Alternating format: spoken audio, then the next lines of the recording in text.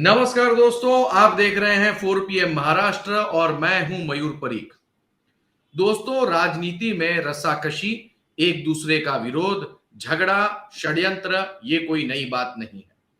लेकिन जब आपकी राजनीति में हाथापाई शामिल हो जाए तो जरूर ये शर्मनाक होता है। आज के एपिसोड में हम बात करने जा रहे हैं कांग्रेस पार्टी की। वही पार्टी जो अहिंसा के नाम पर, शांति के नाम पर, भाईचारे के नाम पर अपनी राजनीति आगे बढ़ाने की कोशिश कर रही है और इसी बात को अपना सिद्धांत भी मानती है। खुद राहुल गांधी भी प्रेम के नारे देते पूरे देश में फिरते हैं और विदेश में भी इसी बात का प्रचार और प्रसार करते रहते हैं। लेकिन महाराष्ट्र में यूथ कांग्रेस की मीटिंग में हमें जो भी देखने मिला वो बिल्कुल शर्मनाक था। महाराष्ट्र में राज्य की संपूर्ण पदाधिकारियों की यूथ कांग्रेस की एक मीटिंग हुई। इसके अध्यक्ष स्थान पर बी श्रीनिवास, जो कि यूथ कांग्रेस के नेशनल प्रेसिडेंट हैं, वो थे और साथ ही एआईसीसी इंचार्ज कृष्णा अल्लावरू भी मौजूद थे। इतना ही नहीं, प्रदेश के आला नेता भी इस बैठक में मौजूद थे और बैठक में जमकर हाथापाई हुई। आलम यह था कि कुर्सियां एक दूसरे पर फेंकी गई, कुर्सियां टूट गई, गाली गलौच हुई, भारी हंगामा हुआ। क्या हुआ, पहले उसका वीडियो हम आपको दिखाते हैं जो सोशल मीडिया पर वायरल हुआ है।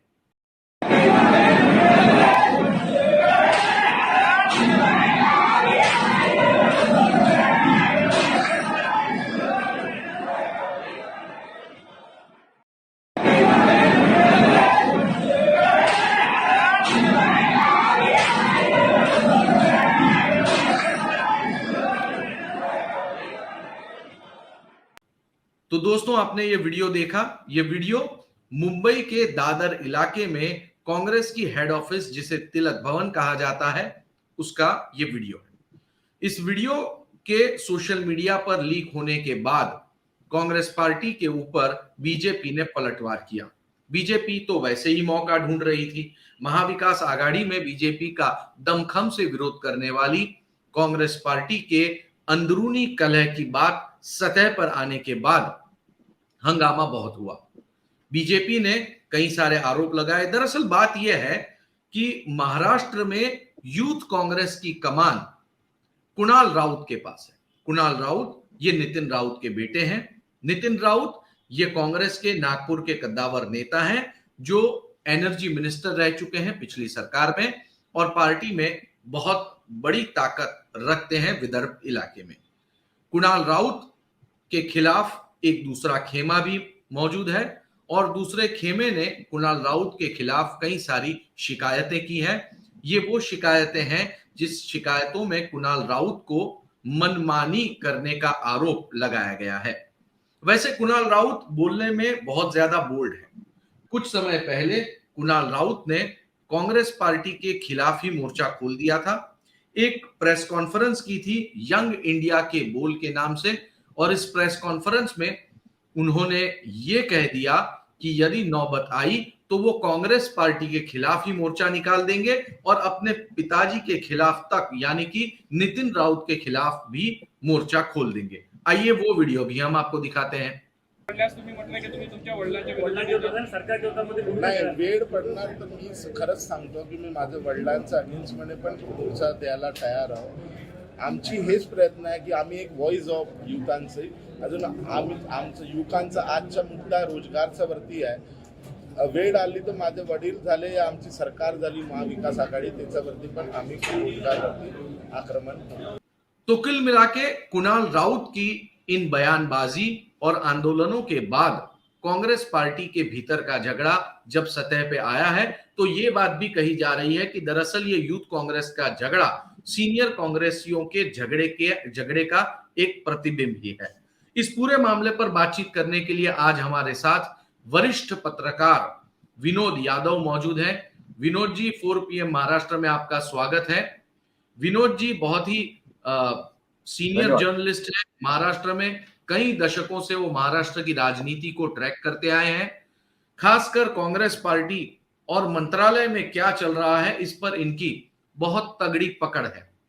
विनोद यादव का विश्लेषण भी सटीक होता है और आज हम इस पूरे मसले पर उनसे बात करेंगे। विनोद यादव जी, ये जिस तरह की कांग्रेस पार्टी यूथ कांग्रेस के बीच की ये लड़ाई खुलकर सामने आ रही है, इसका विश्लेषण किस तरह से करना चाहिए? देखिए, अगर एक लाइन में ये बात कही जाए तो कांग्रेस में अभी भी भारी अनुशासनहीनता है।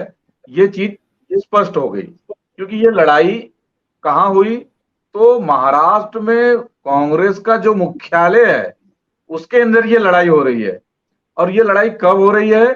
ये लड़ाई तब हो रही है जब उस मुख्यालय में प्रदेशाध्यक्ष से लेकर यूथ कांग्रेस के दिल्ली से आए हुए बड़े नेता मौजूद हैं और महाराष्ट्र के बेसिक कांग्रेस के बड़े नेता हैं। यानी यूथ कांग्रेस के अंदर जो अनुशासन राहुल गांधी को चाहते हैं वो बिल्कुल नहीं है। अब बात रही कि लड़ाई क्यों हो रही है, कुणाल के खिलाफ में आंदोलन या कुर्सियां क्यों फेंकी जा रही है।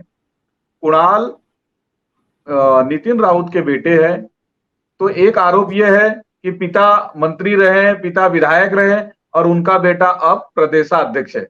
मयूर जी, आप देखिए राहुल गांधी की सोच क्या थी कि मैं ऐसे लोगों को राजनीति में लाऊंगा जो नॉन पॉलिटिकल बैकग्राउंड से है। पर हुआ क्या है, वो ये रहा है कि कहीं कुणाल अध्यक्ष बने हैं, आप मुंबई में आ जाइए, जिशान सिद्दीकी बने हुए हैं, उनके पिताजी विधायक हैं, कुणाल के पिताजी विधायक है, तो यूथ आ कहां रहा है? मतलब नए लोगों को आने का मौका नहीं मिल रहा है। अब जब नए लोगों को मौका नहीं मिल रहा है तो कुछ लोग उसमें असंतुष्ट है कुणाल के कार्य पद्धति से, कुणाल जिस ढंग से भाषा बोलते हैं उससे, इसके वजह से ये घटनाएं हुई।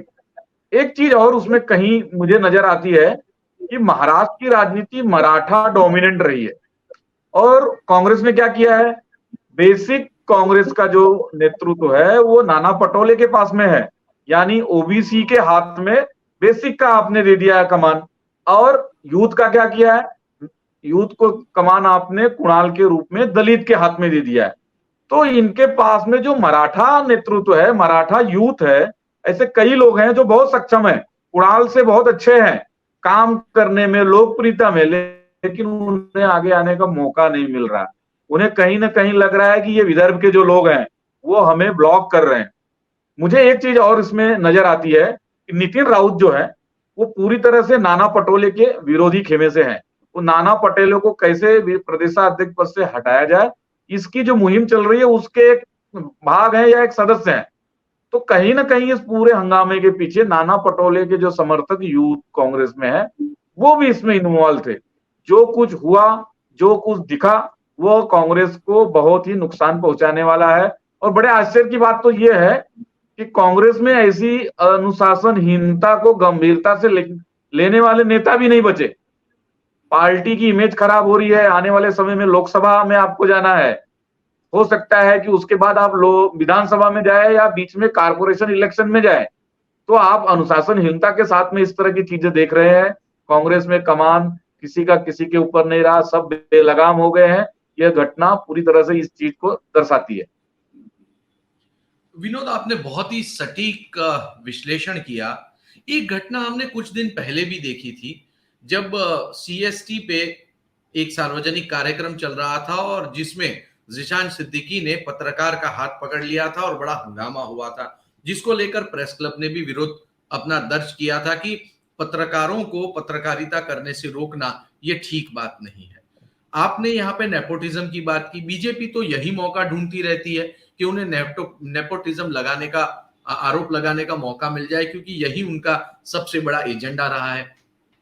मुंबई कांग्रेस की अध्यक्षा जो वर्षा गायकवाड़ हैं, वो भी कांग्रेस पार्टी के एक दिवंगत वरिष्ठ नेता एकनाथ गायकवाड़ की बेटी हैं।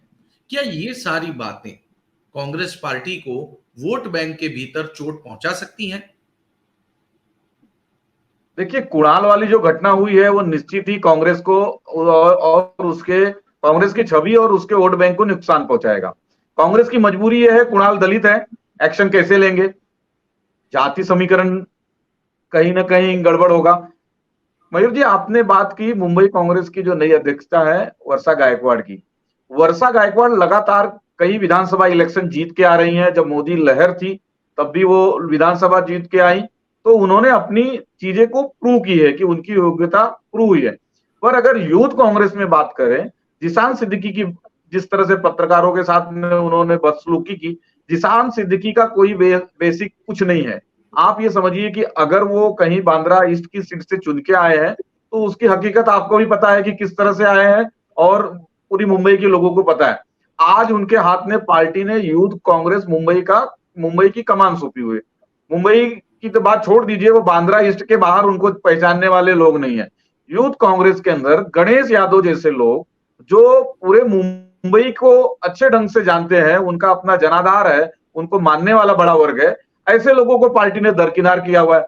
सूरज ठाकुर को ले लीजिए, सूरज ठाकुर को आगे लाना चाहिए था, पर सूरज ठाकुर को पार्टी ने आगे नहीं लाया। क्यों नहीं लाया? क्योंकि उनका कोई पॉलिटिकल बैकग्राउंड नहीं है। जिशान सिद्दीकी के पिता विधायक हैं, बाबा सिद्दीकी। इसके लिए जिशान सिद्दीकी को पार्टी ने मुंबई का यूथ का अध्यक्ष बनाया। सूरज ठाकुर के पिता किसी बड़े पॉलिटिकल बैकग्राउंड से नहीं है, विधायक नहीं है, इसलिए उन्हें मुंबई अध्यक्ष नहीं बनाया गया। गणेश ठाकुर के साथ गणेश यादव के साथ में भी ऐसा हुआ। तो आपका सर मूल सवाल जो था, क्या कांग्रेस के वोट बैंक को नुकसान पहुंचेगा? कांग्रेस के वोट बैंक को बहुत ज्यादा नुकसान पहुंचेगा।